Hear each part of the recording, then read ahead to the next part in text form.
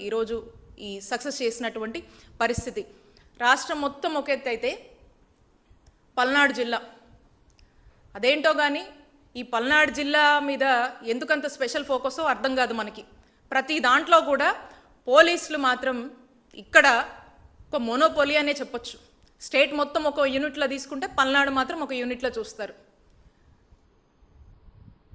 ఎక్కడ పల్నాడు జిల్లాలో ఉన్నటువంటి పిడుగురాల మెడికల్ కాలేజ్కి మేము వెళ్తామో అని ఎక్స్ హెల్త్ మినిస్టర్గా పనిచేస్తున్నాను, అక్కడికి వెళ్ళి వాస్తవాల్ని ప్రజలకు చెప్తామేమో. ఈ ప్రభుత్వంని ఆల్రెడీ కూటమి ప్రభుత్వం డిఫెన్స్లో పడింది. ఎందుకంటే వీళ్ళు తీసుకున్నటువంటి privatisation, government medical college privatisation నిర్ణయం అనే దాని మీద పూర్తి స్థాయిలో కూడా ప్రజల నుంచి వ్యతిరేకత వస్తుంది, వాళ్ళకు భయం పట్టుకుంది.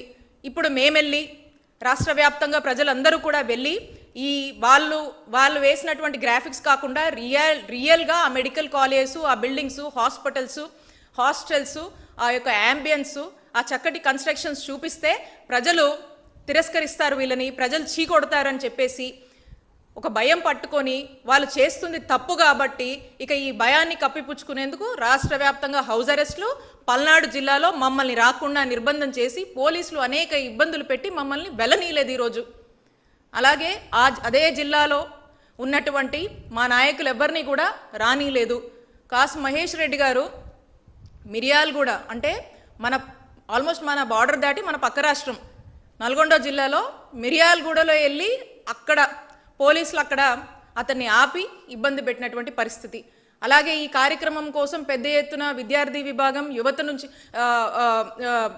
మన యువజన విభాగం నుంచి కనుక వెళ్ళినటువంటి వాళ్ళని అందరినీ కూడా ఆ నియర్ బై లొకేషన్ సత్తెనపల్లి కావచ్చు, పిడుగురాల నియర్ బైలో అందరినీ కూడా అక్కడ ఆపేసి ఇబ్బంది పెట్టి అక్కడ ఉన్నటువంటి విద్యార్థులు, యువకులు అందరూ కూడా బైఠాయించి గొడవ చేస్తూ ఉంటే వాళ్ళందరినీ కూడా 100 మందికి పైగా కూడా స్టేషన్లకు తీసుకువెళ్ళి వాళ్ళని అందరినీ కూడా అరెస్టులు చేసి నానా విధాలుగా ఇబ్బంది పెట్టి బెదిరించి ఈ ప్రోగ్రామ్ని ఎక్కడికక్కడ కట్టడి చేసి ఆపేసే ప్రయత్నం చేశారు. ఈ ప్రోగ్రామ్ని ఈ రోజున పోలీసులని అధికార పార్టీ ఉపయోగించి ఆపొచ్చేమో, బట్ ప్రజల్లో వస్తున్నటువంటి కూటమి ప్రభుత్వం మీద ఈ గవర్నమెంట్ మెడికల్ కాలేజ్ ప్రైవేటైజేషన్ మీద వస్తున్నటువంటి వ్యతిరేకతని మీరు ఆపలేరు కదా. అది ఆపాలంటే ఖచ్చితంగా మీ నిర్ణయం తప్పు అని మీరు నిద్ర మేల్కోవాలి.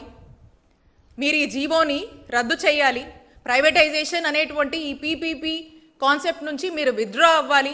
తిరిగి ఈ కాలేజెస్ 17 మెడికల్ కాలేజెస్ని మళ్ళా మీరు తీసుకున్నటువంటి ఈ 10 మెడికల్ కాలేజ్ ప్రస్తుతం ఈ ఫేజ్లో తీసుకొని ప్రైవేటైజేషన్ పేరుతో మీరు